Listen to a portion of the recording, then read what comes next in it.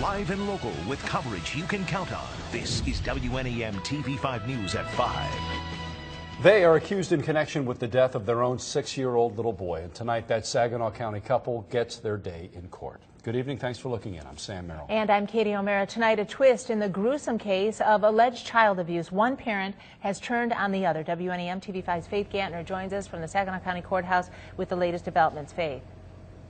That's right, guys. Both Mio Campbell and Akeem Dillard were scheduled for a preliminary exam here today at the Saginaw County Courthouse. Here's a look inside the courtroom, and it was a surprise twist as Mio Campbell, who has been charged with child abuse, waived her preliminary exam. She was still in court, though, today and took the witness stand to testify against her husband. Campbell described what she experienced February 27th when Elijah was found unconscious by police.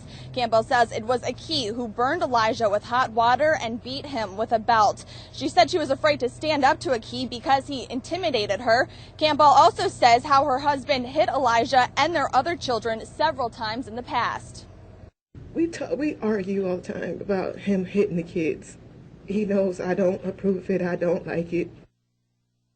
Now, Campbell did admit that she did not actually see the beating that led to Elijah's death. She said she did hear his cries from another room. So for now, we'll have to see how the rest of this trial plays out. They are both in jail tonight. For now, reporting live in Saginaw, Faith Gantner, WNEM TV5. So terribly saddening. All right, thank you, Faith. And the couple does have 3 other children. The family members say they are in foster care. Stick with TV5 for continuing coverage of this case on air, online at WNEM.com.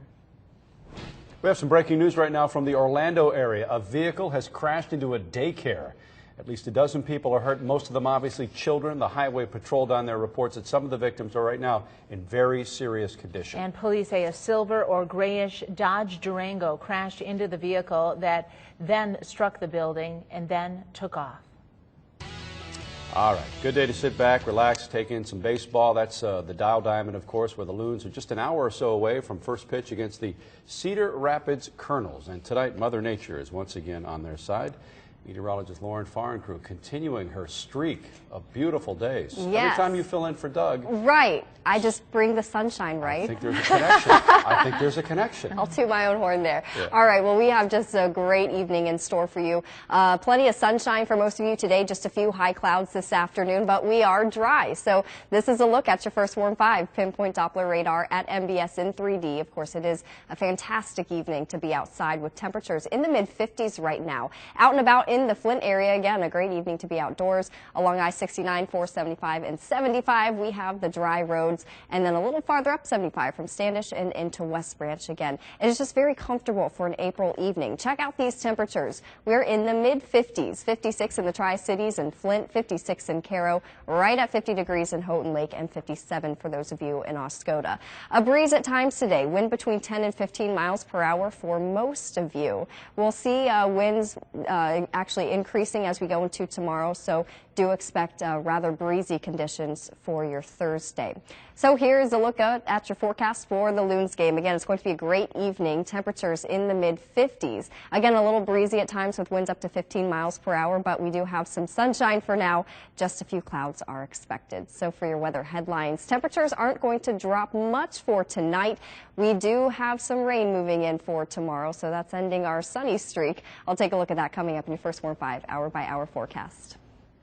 And we continue to follow that breaking news you first heard on TV5 News at noon. A 16-year-old student is in police custody following a stabbing spree at a high school near Pittsburgh. Yeah, 20 people now were hurt, including a security guard at the school. More and more details continue to come out as the day goes on. Here's Alexis Christoforous with the latest now from Murraysville, Pennsylvania.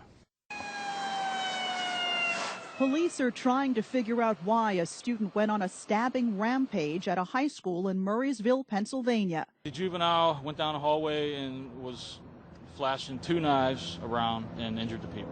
It happened just as the day was getting started at Franklin Regional High School. 19 students and a school police officer were hurt. There was this kid laying down and he was holding his side, and there was a teacher on top of him screaming, "Help." The victims were taken to local hospitals where several underwent surgery. They each had multiple vital organs injured. The suspect, a 16-year-old sophomore, was taken into custody after the officer, along with an assistant principal, helped subdue him. Police say they're looking into reports of a threatening phone call between the suspect and another student the night before the attack.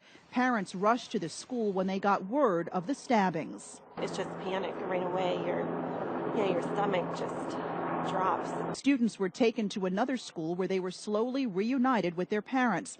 Many couldn't believe what they saw. I saw one kid, his arm looked like it was bleeding. The school will be closed for the next several days while the investigation continues. Alexis Christoforous, CBS News, Murraysville, Pennsylvania. And authorities credit the person who pulled the fire alarm during the attack with potentially saving lives because that caused the building to evacuate even faster. Police say an attempted home invasion ended with a shooting. It happened at a home on Freeman Avenue near South Grand Traverse in Flint early this morning. Police say the homeowner shot the two suspects, who are both in their 20s, and tonight one is in critical condition, the other is in good condition. Update now to a shooting from over the weekend. Saginaw police say they have a suspect in custody.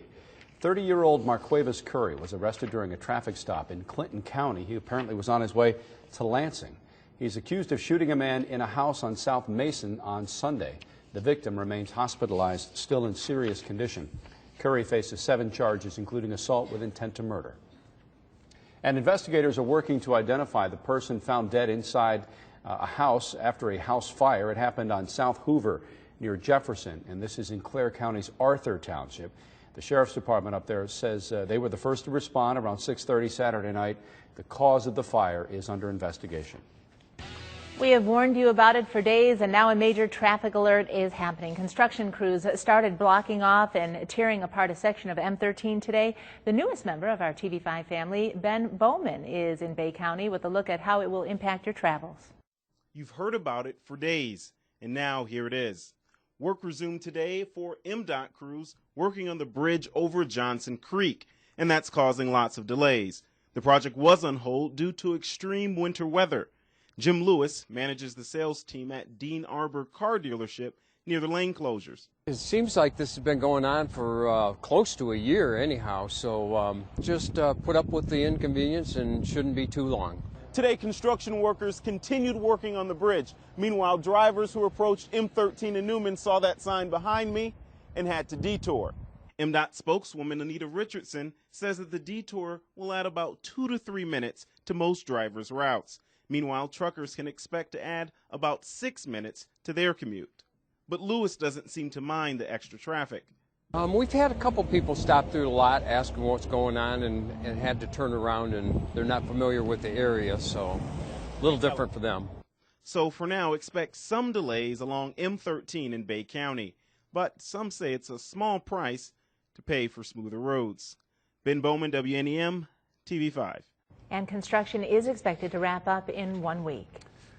A local resident in a battle over his damaged home. Yeah, he says his insurance company is dragging its feet for months, forcing him to live elsewhere. Tonight at 6, we're asking the tough question. And it has been confirmed that the body of a woman found this week is that of a missing Michigan doctor. Tonight at 5:30, what the coroner is saying about the death of Talika Patrick.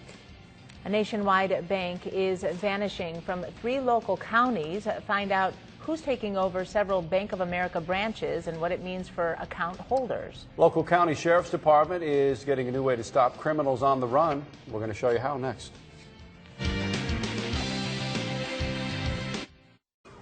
A local sheriff's department is adding some muscle to the squad. Not only are they getting a new military-style vehicle, but they now have a new harmless way to catch criminals. TV5's Eric Horn explains.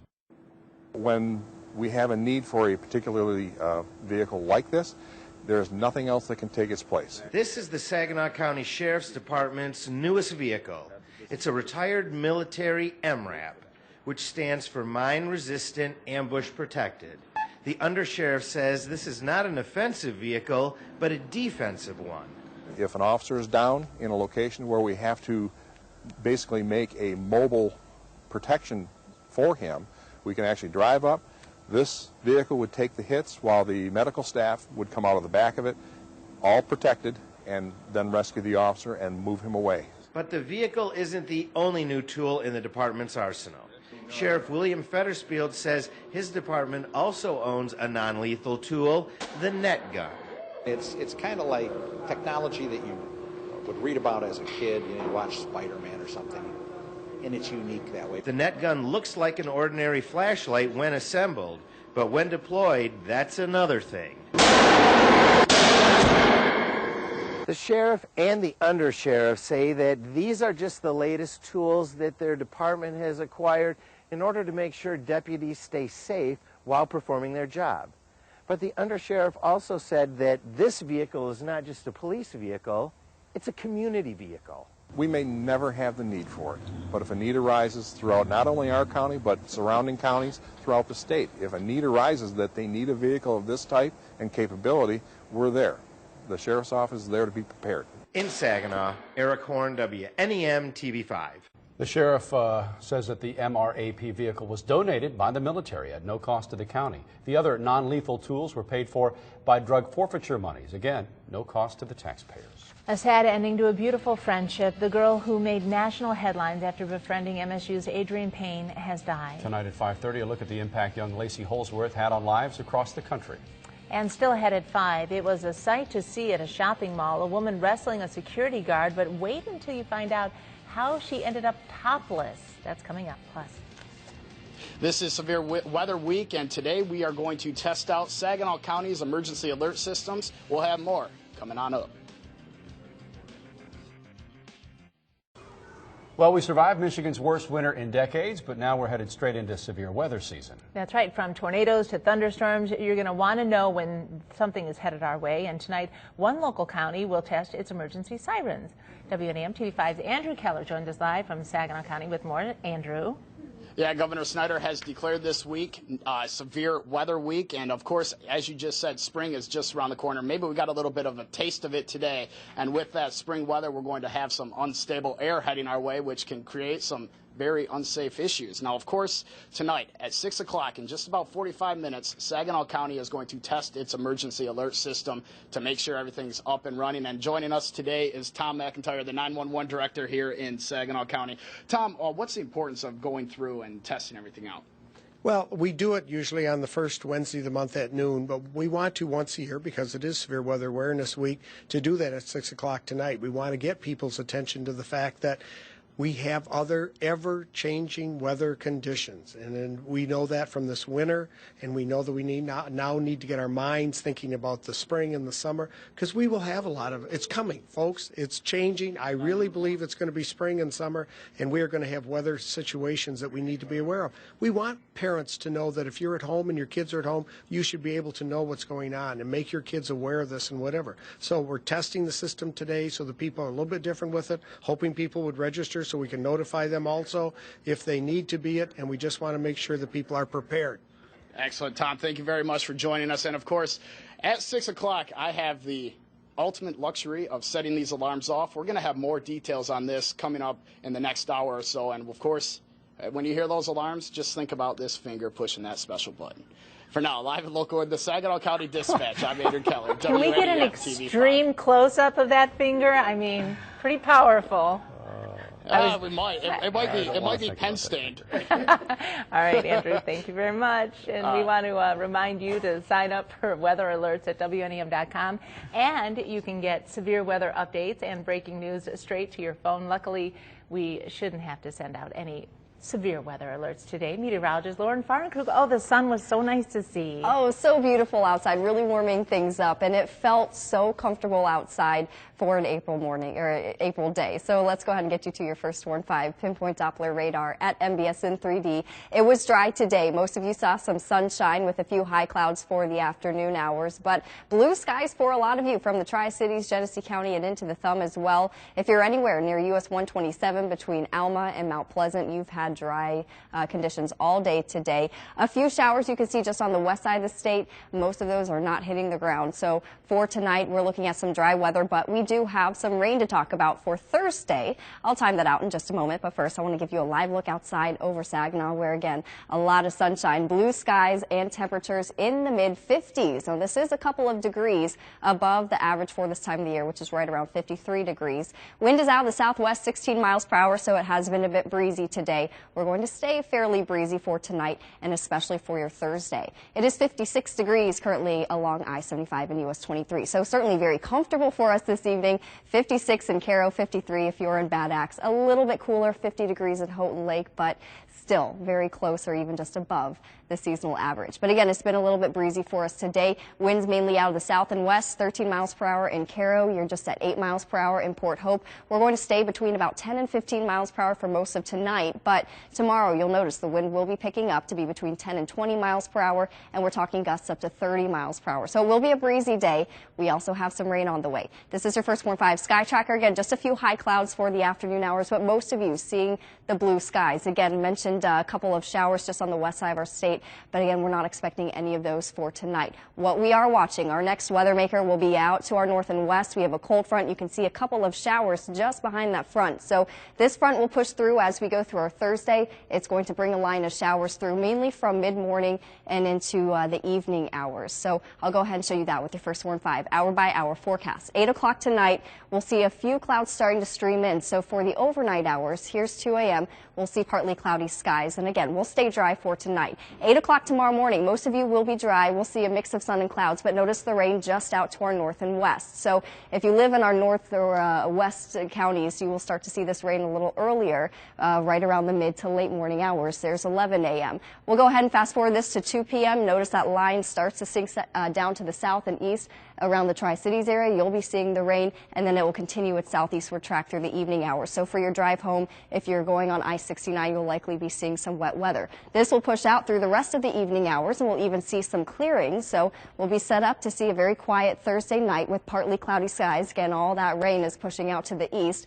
And then for your Friday, we'll start out with some sunshine. You'll notice a few clouds pushing in throughout the day, and then just a slight chance for a few showers as we get into the evening hours on Friday. For tonight, 42 in Saginaw, 40 in Houghton Lake, 39 Mount Pleasant. So temperatures very mild for this time of the year tonight. Tomorrow, our high temperatures in the upper 50s to near 60 degrees for some of you. But again, we'll see that band of showers moving through late morning through the early evening hours. Friday, increasing clouds, 62 degrees. We'll be in the low 60s for your weekend, but we are going to be tracking another system bringing us some showers. That will linger into Monday, and then a pretty big drop in temperatures as we start the beginning of next week. I know, after we'll be pretty spoiled with our 50s and 60s, and then kind of get used to those 40s again. And April showers too, hey? For sure, yep. All right, thank you, Laura.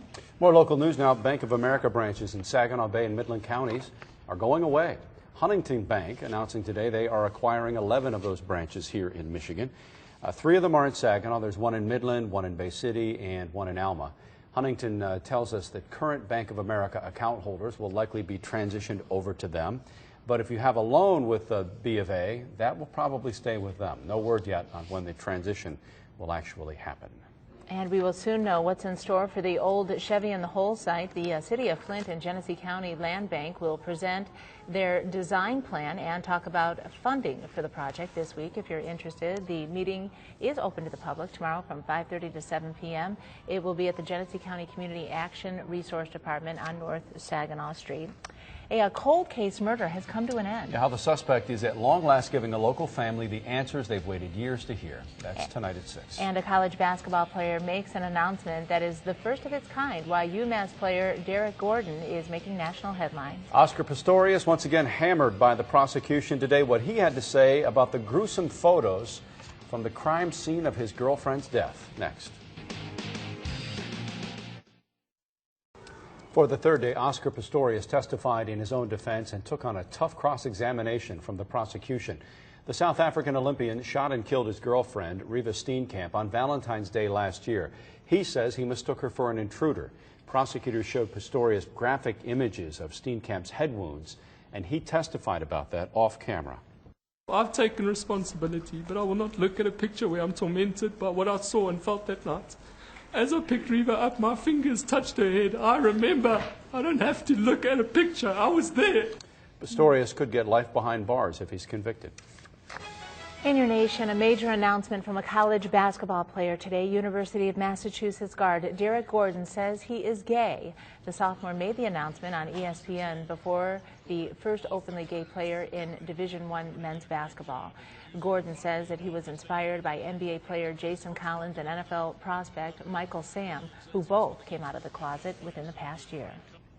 Shoppers in Oklahoma City got quite an eyeful. A topless woman wrestling with a security guard. It happened in front of a Dillard store after the guard accused her of shoplifting. Let me breathe, I have asthma. I don't care. Quit moving.